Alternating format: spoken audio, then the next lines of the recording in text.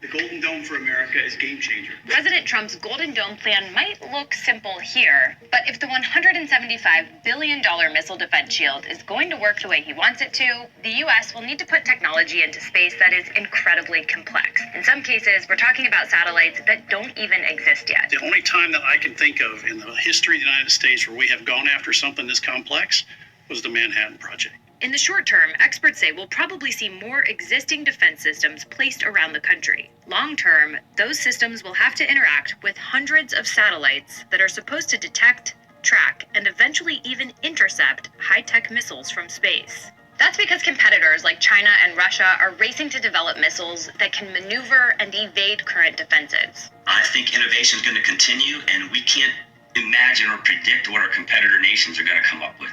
Here's what the Golden Dome could ultimately look like, and why some worry that it will fuel a dangerous arms race in space. What if I told you that a U.S. president once envisioned a space shield to protect us from nuclear attacks? This isn't fiction, it's history. In 1983, President Ronald Reagan announced the Strategic Defense Initiative, also known as Star Wars. The goal?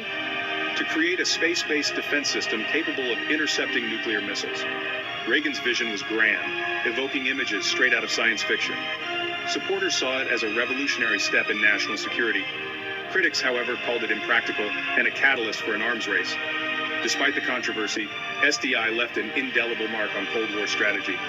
It was a bold, dramatic move that demonstrated the lengths the U.S. was willing to go to protect itself. Even if it never came to fruition, its impact on military policy and international relations was undeniable. Intrigued? Dive deeper into this fascinating chapter of history. Subscribe for more. You know what else these two presidents have in common? They both were Democrats. They left, became Republicans because they knew, they understood that side was in it. They both know and understand that we needed something to protect the United States of America. They both had the same vision. Let's think about it. Back in, I think it was 1983. We did it back then. Let's think how far we would have been right now. Let's think about it. Democrats ain't gonna do this. Only Republicans. Only thing another Republican President Trump, is protecting America. Wake up and realize what's really going on.